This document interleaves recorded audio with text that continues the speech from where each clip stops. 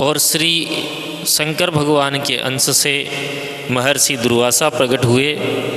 दुर्वासा जी जो हैं वे शंकर जी के 88 अवतारों में से एक माने गए हैं।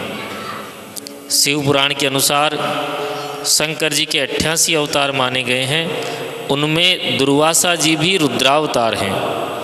और वो इसलिए इस रूप में प्रकट हुए कि विलुप्त योग मार्ग के पुनः प्रतिष्ठापन के लिए हठ योग, नाद योग, राजयोग आदि के प्रवर्तन के लिए उनका अवतरण हुआ है। और दुर्वासा जी ऊर्ध्वरेता बाल ब्रह्मचारी महात्मा पुरुष हैं। उन्होंने गृहस्थ आश्रम की प्रवृत्ति को स्वीकार नहीं किया है। महान तपस्वी महात्मा हैं। और एक विशेष बात यह है कि ये भगवान के अनन्य भक्त हैं। नाभा गोस्वामी जी ने श्री भक्तमाल ग्रंथ में ध्याननिष्ठ भक्तों का जहाँ स्मरण किया है, वहाँ उन्होंने दुर्वासा जी का नाम बड़े आदरपूर्वक लिया है। नाभा जी लिखते हैं, जिन ध्यान चतुर्भुज चित्त धर्यो, तीन्हे शरण हो अनुसरो। जिन्होंने भगवान के चतुर्भुज स्वरूप का ध्यान किया है, ऐसे ध्याननिष्ठ संतों की शरण में हम हैं और हम उनका अनुसरण करते हैं। उनमें दुर्वासा सहस 88,000 ऋषियों के सहित दुर्वासा जी को भी ध्याननिष्ठ भक्त कहा गया। क्यों न हो, साक्षात वैष्णव शिरोमणि शिव जी का अवतार हैं, तो वे वैष्णव क्यों न हो, भगवान क्यों न हो और भक्त क्यों न हो, वे महान भक्त हैं। आप लोग कहेंगे कि इतने बड़े भक्त होने के बाद भी फिर ये क्रोध क्यों करते हैं? संतों को तो क्षमाशील होना चाहिए, ठंडे मिजाज का होना चाहिए। गरम मिजाज वाले महात्माओं में दुर्वासा जी का नाम पहले स्थान पर है। इसलिए कहीं कहीं इनको लिखा है क्रोध भट्टारको मुनि ही, बहुत जल्दी गुस्सा करते हैं दुर्वासा जी। और कोई हाथ पांव जोड़ने लगे तो महाराज क्षमा करो, तो कहते हैं कि हमारे शब्दकोश में ये शब्द ही नहीं है। हाँ, अब तो किया सो भोगो। स्कंद पुराण में हिरण्याक्ष दैत्य का पुत्र था महिषासुर। तो पहले भैंसे के आकार में नहीं था, पर यह असुर किसी मजबूत भैंसा को देखता तो उचक कर उसकी पीठ पर बैठ जाता और उसी को वाहन बनाता। एक भैंसे पर चढ़ा हुआ पहुंच गया। दुर्वासा जी गंगा जी के तट पर तपस्या कर रहे थे, तो ये पहुंच गया और वहीं उपद्रव मचाया इसने। तो भैंसे ने अपने सींगों से, खुरों से इतनी मिट्टी बालू वहाँ उछाली कि दुर्वासा जी का ध्यान भंग हो गया।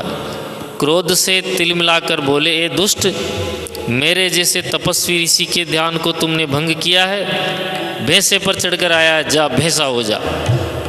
उसी क्षण वो महिष के आकार का हो गया, महिषासुर हो गया। रोने लग गया, बोलो महाराज क्षमा करो। बोले बस यही बात है। लिखा है महाराज मूल में कि ये क्षमा नाम का शब्द हमारे व्यवहार में नहीं है। हमने कह दिया तो होना जरूर है। दुर्वासा जी तो अंतर्धान हो गए और ये रोता हुआ शुक्राचार्य जी के पास आया। बोले हमसे गलती तो हो गई, हम क्या करें, भैंसा बन गए। बोले शंकर जी मेट सकते हैं, शंकर जी की तपस्या करो। तो इसने भगवान शिव को प्रसन्न किया। शंकर जी ने कहा कि हम मेट तो सकते थे, पर दुर्वासा जी का वचन नहीं मेट सकते। हमारा झगड़ा कराओगे उनसे, हम उनका वचन नहीं मेट सकते। तुमको भैंसे के ही आकार में रहना पड़ेगा। पर तुमने आराधना की है, तुम्हारी आराधना व्यर्थ न जाए, इसके लिए हम तुम्हें वर देते हैं कि संपूर्ण भोग तुम्हें भैंसे के रूप से ही प्राप्त हो जाएंगे। ऐसा नहीं कि तुमको सानी और न्यार खानी पड़े, तुम बढ़िया उत्तम भोगों को प्राप्त करोगे। ऐसा आशीर्वाद उसको दे दिया। फिर उसने कहा महाराज मुझे अमर बना दीजिए। बोले अमर तो नहीं हो सकते। तो बोले 10 प्रकार की देव सृष्टि है, इस 10 प्रकार की देव सृष्टि से मुझे अमर बना दीजिए। कि बोले हाँ उसमें तो अमर हो जाओगे, पर ना किसी न किसी से तो मृत्यु मांगनी पड़ेगी। बोला स्त्रियों को तो मैं बहुत उपेक्षा करता हूँ स्त्रियों की। तो बोले ठीक है, स्त्री से वध, हाँ महाराज स्त्री से वध हो तो हो।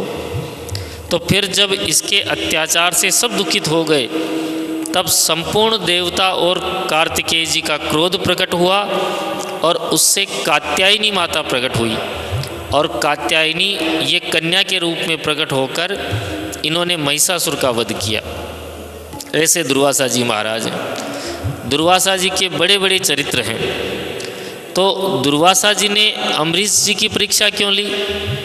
वो इसलिए अम्बरीश जी की परीक्षा ली कि दुर्वासा जी की सृष्टि के सर्वोत्तम संत हैं, इतने प्रभावशाली हैं कि इंद्र महेंद्र को भी नीचे गिरा देते हैं। और जब इतने बड़े महात्मा भी एक भक्त के आगे नतमस्तक हो गए, तो इस प्रकार की लीला करके उन्होंने भागवत धर्म, वैष्णव धर्म को सर्वोपरि सिद्ध किया। इसलिए वो भी भगवान की इच्छा से भक्ति को सर्वोत्कृष्ट प्रमाणित करने के लिए उन्होंने ऐसा किया। उनकी महिमा गरिमा में कहीं कोई अंतराय नहीं है, ऐसा ही अपने मन में समझना चाहिए। दुर्वासा जी परीक्षा न लेते अम्बरीश जी की, तो इतिहास में कोई अम्बरीश जी का नाम जानता, उनकी भक्ति को जानता? इसलिए उनकी भक्ति को प्रतिष्ठित करने का श्रेय श्री दुर्वासा जी महाराज को है। देखिए, बहुत ध्यान से सुनने समझने वाली बात है।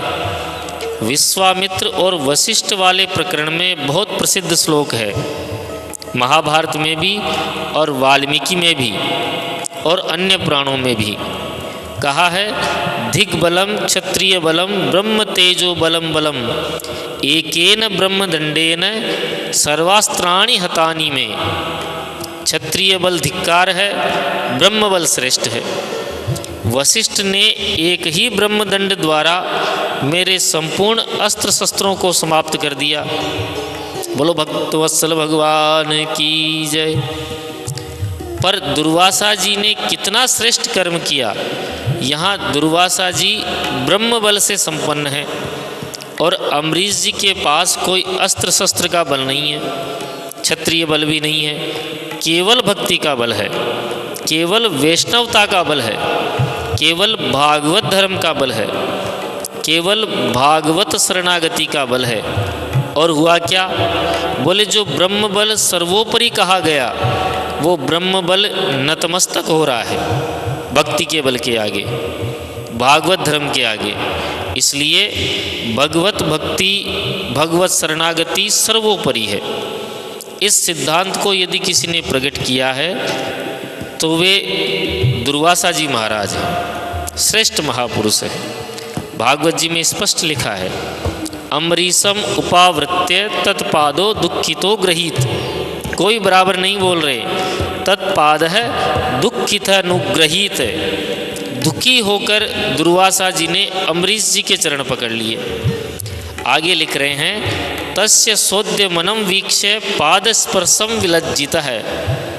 दुर्वासा जी के इस उद्यम को देख करके चरण स्पर्श कर लेने पर अम्बरीश जी को अत्यधिक लज्जा हुई और वे पीछे हट गए कि बोले महाराज मैं क्षत्रिय हूँ, गृहस्थ हूँ, आप तपोधन ऊर्ध्वरेता ब्रह्मचारी महान योगी ऋषि हैं, आप ऐसा क्यों करते हैं?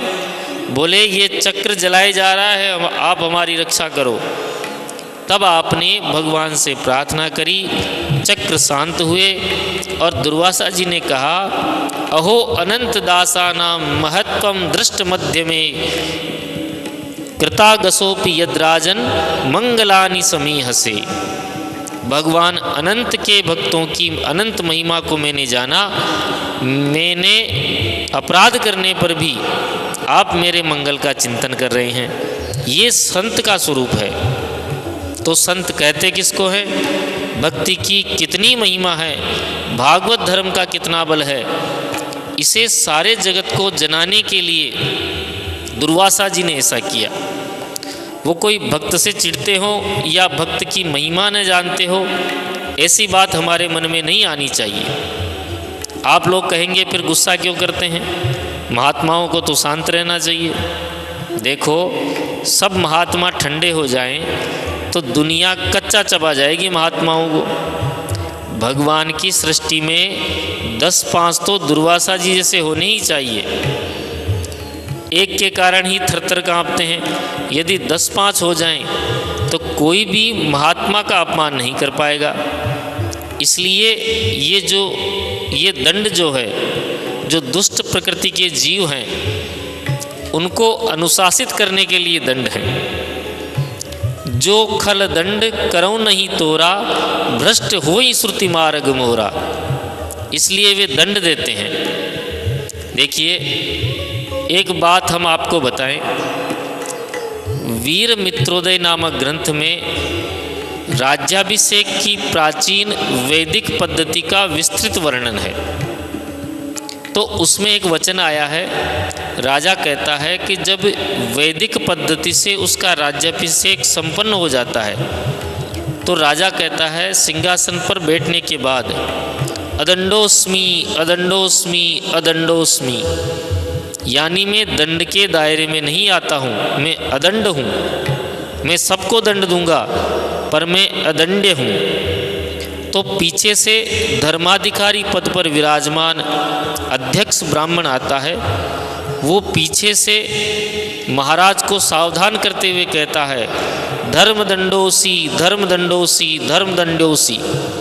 प्रजा के लिए तुम अदंड्य हो, लेकिन तुम भी धर्म विरुद्ध काम करोगे तो धर्मदंड मेरे हाथ में है। ये राष्ट्र की जो दुर्दशा हुई है आज, ये तभी से हुई है जब से राजा तो अदंड हो गया और धर्मदंड उसके ऊपर से हट गया। तब से ये देश की दुर्दशा हुई है।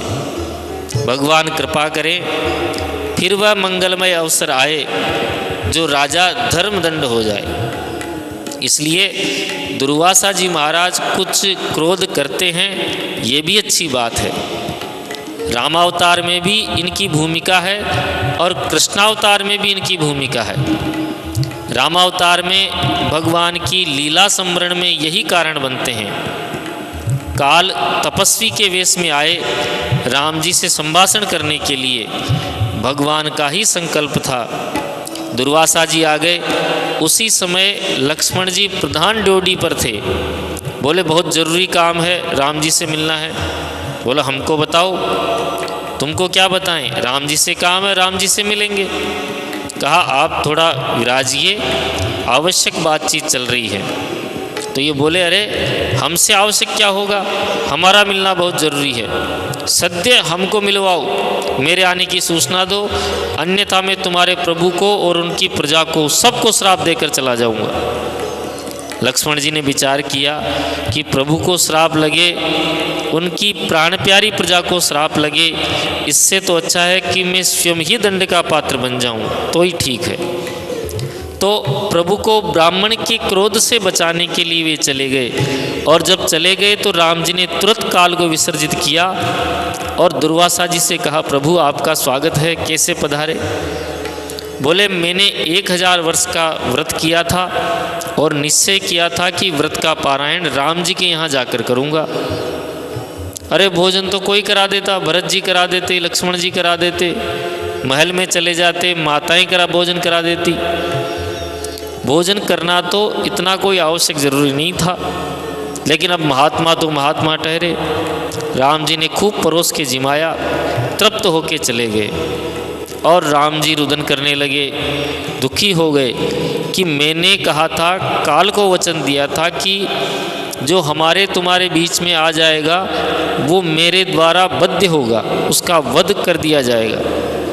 वशिष्ठ जी ने कहा, प्रभु आप रुदन न करें, यदि भाई के मोह में पड़कर आप सत्य का त्याग करेंगे तो फिर श्री रामावतार का आदर्श समाप्त हो जाएगा।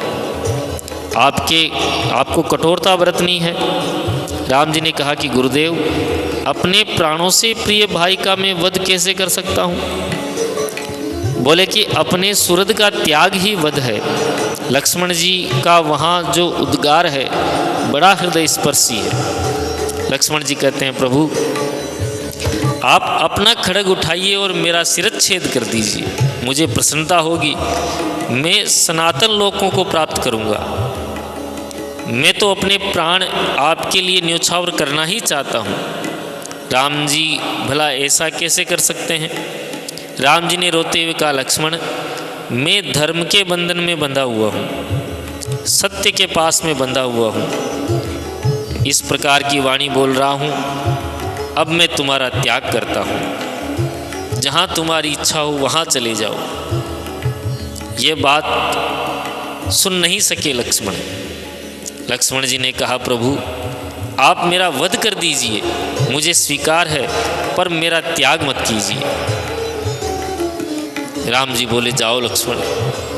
लक्ष्मण रुदन करते हुए आए हैं और श्री लक्ष्मण जी महाराज ने सरयू जी के तट पर, आज भी लक्ष्मण किला जो जगह है, उसी जगह सरयू स्नान करके बैठ गए अपने ध्यान में।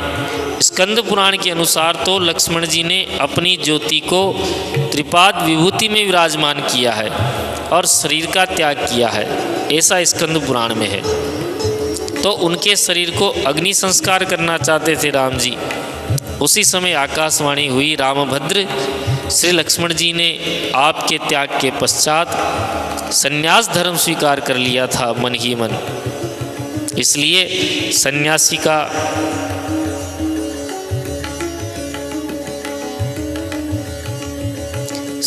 का दाह संस्कार नहीं हो सकता, वर्जित है। इसलिए इनको जल में समाधिस्थ करो। लक्ष्मण जी को सरयू जी में समाधिस्थ किया है। दुर्वासा जी वहाँ पर भी हैं और कृष्णावतार में भी यदुवंश के संहार में दुर्वासा जी ही कारण है।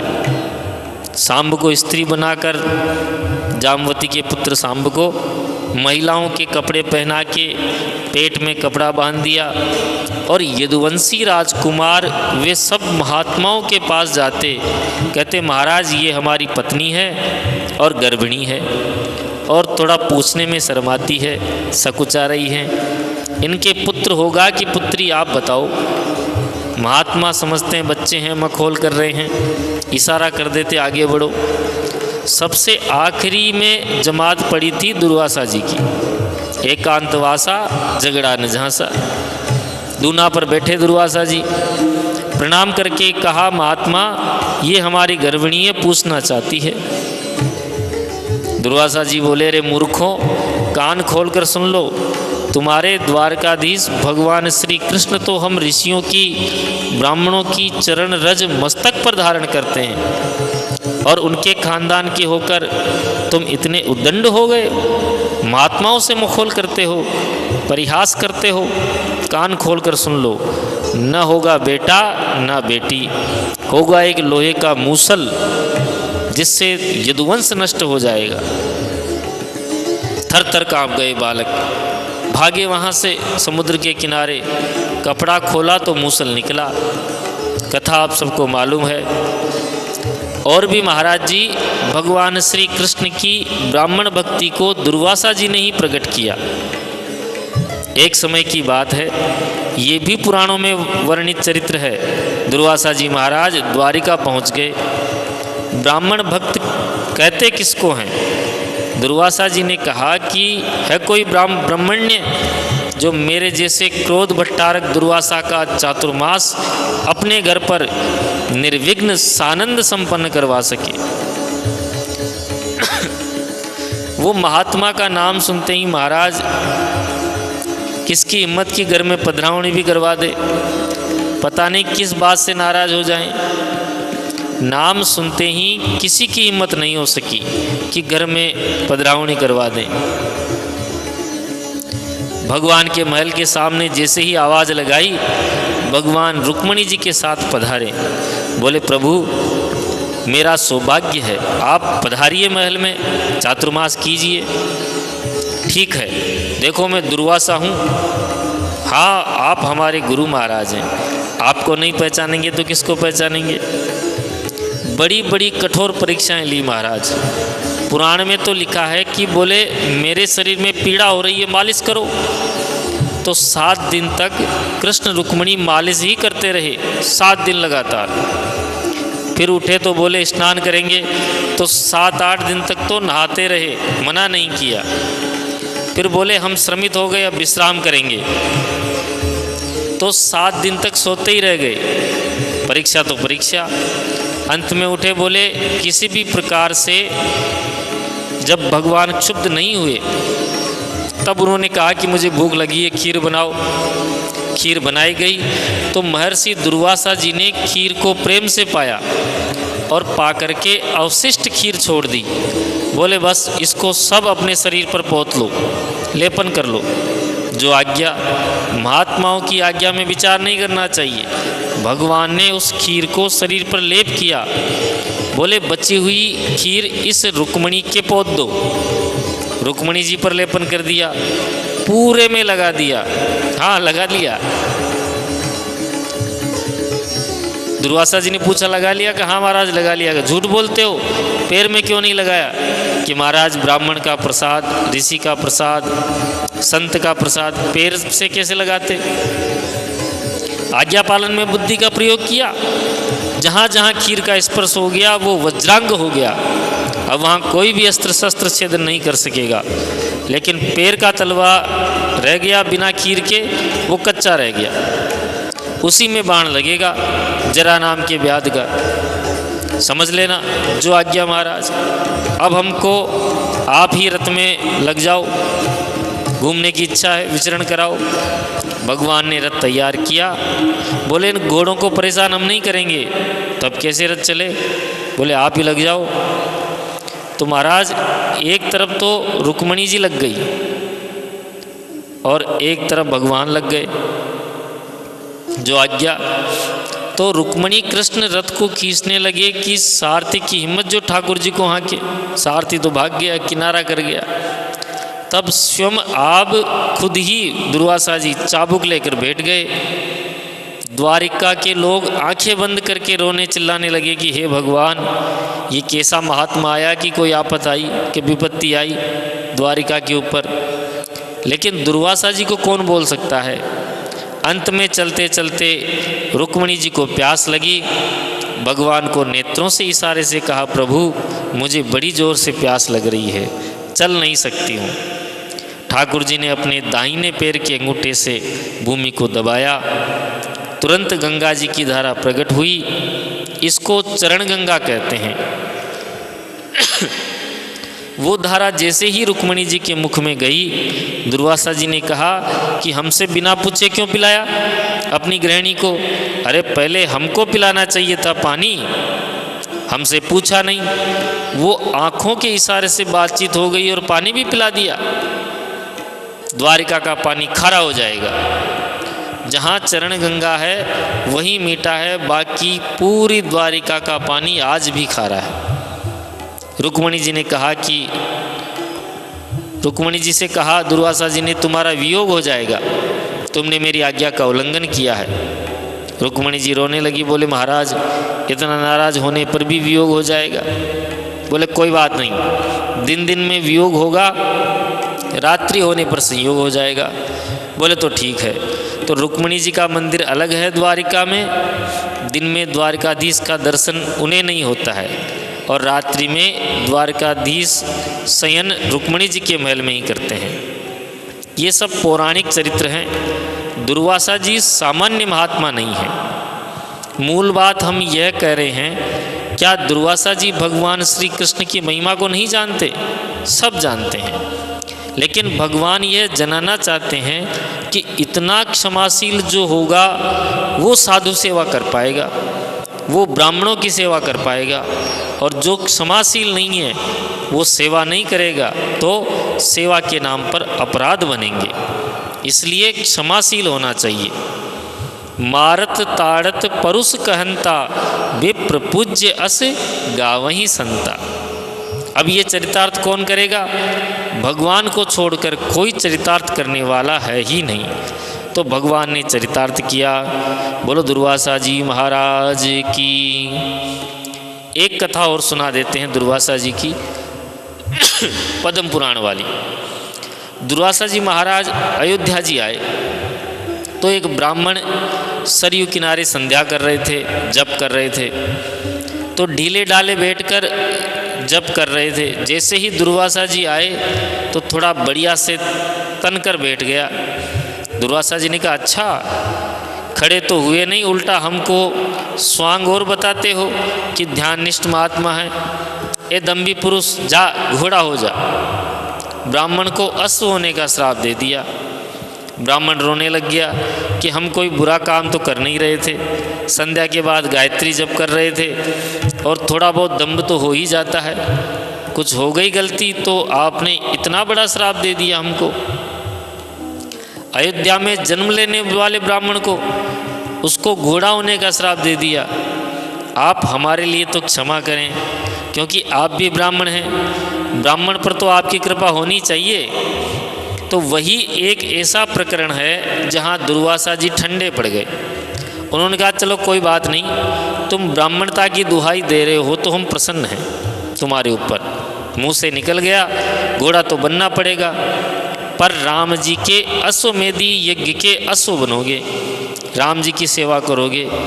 देखो आगे रामावतार होने वाला है, रामावतार के काल में अश्वमेध यज्ञ के अश्व बनोगे और उस समय राम जी के स्पर्श से आपको मोक्ष प्राप्त होगा। वहाँ पद्म पुराण में वर्णन है, जब अश्व सारे भूमंडल पर विचर के आया है तो राम जी ने मंत्रोच्चार पूर्वक कहा है कि हे अश्व, संपूर्ण धरती के तीर्थों में विचरण करने के कारण तुम सर्व तीर्थ रूप हो और मेरे द्वारा अनेक दोष बने हैं क्षत्रिय धर्म के कारण, तो आप मुझे निष्पाप करें। ऐसा ही मंत्र राजा बोलता है कि हे अश्व, आप सर्व तीर्थ रूप हो, आपके स्पर्श से मैं पवित्र हो जाऊं। और जैसे ही राम जी ने उसका स्पर्श किया, वो चतुर्भुज रूप से प्रकट हो गया। बोले, महाराज हमारे स्पर्श से आप पवित्र क्या होंगे, आपके स्पर्श से मैं भगवत धाम जा रहा हूँ। ऐसा वर्णन पद्म पुराण में है। बोलो दुर्वासा जी महाराज की जय।